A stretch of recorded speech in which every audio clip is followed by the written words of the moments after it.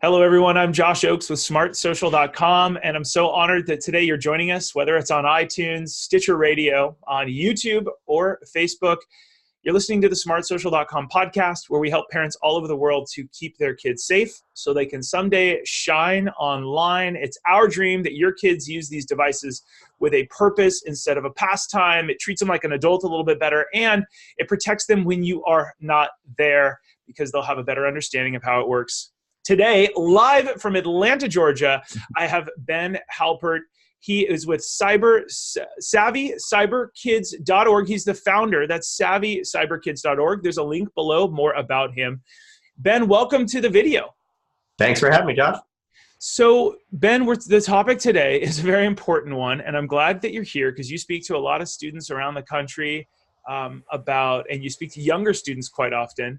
Right. And you asked them one question, and I'd love your insight onto this. We asked you to be here as an expert. What's one rule, you asked this to students, what's one rule, students, you wish your parents had to follow when it comes to their technology use? Talk to me a little bit about how that question came about, and then also we're going to talk about the 3 answers the kids have. So stay with us. Anybody that's listening right now, you can learn more about Ben by clicking the link below. You can also, if you love this, rate, subscribe, and review so that we can reach more families and parents and teachers with Ben's message. Okay, Ben, what's one of the biggest things that you learned from asking this question to students? So the way I do my sessions with students is it's very interactive. So it's a lot of Q&A going back and forth just to make sure their energy's up. And, of course, I have to have my energy up just like you do in the presentations that you do. So one of the questions that I ask during the sessions, if there's time and depending on the agenda, is, what's the one rule you wish your parents had to follow when it comes to their technology use? And the second I start even asking that question, hands go up. I don't even finish the question yet. And hands are shooting up and they're all excited and they want to tell me, what's one thing they wish their parents had to follow, because parents are making their kids follow a lot of rules, hopefully. Yep. And hopefully they're working in their family, but the kids, they don't think it's fair. They think that they should have some say in that too. So I'll tell you that the number one answer that I get, well, it's kind of tied with number 2 a little bit, but the number 1 would be, ask me for permission before you post pictures or videos of me. And the first time I heard that, it really struck me. It made me think, these kids share everything online. The second they're on Instagram, the second they're on Snapchat or whatever social media platform that they're using, they share everything, but yet they want parents to ask for permission. And I liken this to when we tell our kids, if you're going to share a picture or video of one of your friends, make sure you get their permission and their consent before you do that, because you don't really know what they're thinking. So it makes sense when you step back and think about it. But, initially when I first heard that, kind of mind blowing. Yeah. So tip number 1 is get my permission. So everybody that's listening to this right now, key takeaway, start a dialogue with your kids about their online presence and what they feel comfortable with, and then they can come with you. I love that. Yeah. So tip number 2 is pretty interesting, where kids are talk to us about tip number 2. Sure. So the second most popular, kind of tied with the first, is that parents think that their kids use their technology too much. Not that the kids are using their technology too much, but the kids think that their parents are using technology too much. So if we think about and take a step back as parents, and some of us work multiple jobs like I do, like a lot of parents do, it's hard sometimes to actually take us away from our devices because we're trying to respond to something, we're trying to keep up with something, whatever it is. But the kids notice, and they know that we are always on our devices. They know we're on our technology too much. So we may be preaching to our kids, step away from technology, but as parents, are we really doing that? Because the kids absolutely notice. Yeah. So just to reiterate, when kids are asked, what do you wish your parents did? The second thing that they say, second most popular, is, I want my parents to put their phone down, basically. I wish they'd put their phone down. And that leads into the third thing that they say. Talk to us about the third most popular thing that students say when you say, what rule do you wish that your parents were required to follow? That when a child asks their parent a question, the parent actually puts the screen down or the technology down that they're using and looks at their child when they answer and engage their child. Look them in the eye. So be present, essentially. Yeah, absolutely. Yeah. Yeah, yeah. And Kids feel kids probably feel comfortable telling you that because you're the cool outsider that comes to school and they are looking to vent, right? Nobody's really asking them this. Would you agree? no one's ever asked them. Their parents certainly never asked them. And that's why they're raising their hand. Oh, Mr. Halpert. Oh, he's here. Yeah. I wish my parent, and they're not in the parents aren't in the room, so they feel comfortable telling you that. So here's a bonus one. Here's a bonus one. So then another one that kids tell me is that they wish that when their parents picked them up in carpool line, they were not on their phones. Wow.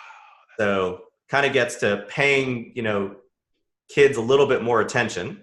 You might be on your phone because you might be 30 minutes early to get, pick your kids up early in carpool. And so maybe you were on your phone. But when you see the kids coming out of the school, what the kids say is, we wish our parents put the device down. And when we got in the car, they actually looked at us and asked us while they were looking at us, how was your day? How's everything going? What happened? Not while they're finishing up a Facebook post or a tweet or whatever it is, or an email, ask that question while they're staring down at their screen. Yeah, that's interesting. That begs the question, should we make cars device-free zones? That it's going to be hidden. Kids are there, kids are waiting, and we're going to watch. Yeah. That's fascinating. Okay, Ben, tell us just one more. What's a big frequently asked question that people may misunderstand about the world that you live in and speak about? What's a big misunderstanding? Well, I thought this. Are there any things that you're always going, well, I continually have to explain to people either this with security or screen time or anything else? So the biggest thing I would say is that our kids today actually have no idea how the technology that they use actually works, and therefore don't understand any impacts to their physical safety or their privacy. They don't understand those impacts and what that technology use impact is to them and to their future. They really have no idea because no one has explained it to them, which is something that I do. Yeah, that's absolutely fascinating. That's really interesting. And what would you tell parents? What's one tip on how to keep their kids a little bit more safe now that we've gone through those three things that their kids want? Yeah. What's one thing that you would say, hey, this is the impact, and I want you guys to think about this more? All right, I'm going to give you two. Number one, take the devices away from your kids when they go to bed. About half the kids that I talk to take their devices to bed with them at night. There are many, many reasons. We could do a whole nother episode about why you shouldn't sleep with your devices, but help your kids out by taking their devices away. And so about half the kids I speak to tell me they take their devices to bed. And the number one reason they tell me they do that is so they have an alarm to wake them up in the morning. That's not a good excuse for why you take your device to bed with you at night. Yeah. So you could buy a $10 alarm clock down at Target. You could buy a $5 one at Walmart. You can go to the dollar store and buy an alarm clock. There's no excuse for that. And when I ask them, well, why do you actually take your device to bed with you at night? Why do you take it? And they say, well, because my parents let me. So the adult in their life doesn't take the device away, so that's why they take it. Interesting. And the second thing that I would say for parents to help their kids out that they don't really understand is that they should turn mealtime into device-free time. Every meal.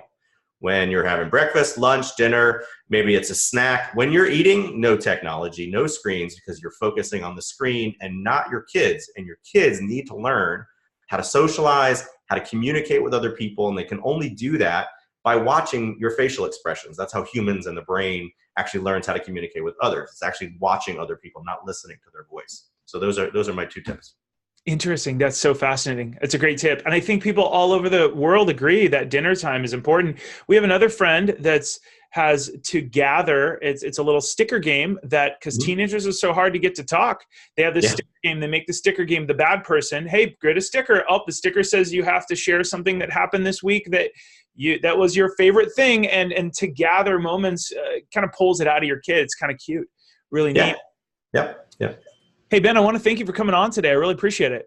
Thank you for having me. Appreciate it. Everybody that's listening right now, you can learn more at smartsocial.com. We have something exciting coming up here soon. It's a parent conference that's online. You can't always have Ben or myself come out. It's a live social media safety event that's online, April 23rd, 24th, 25th.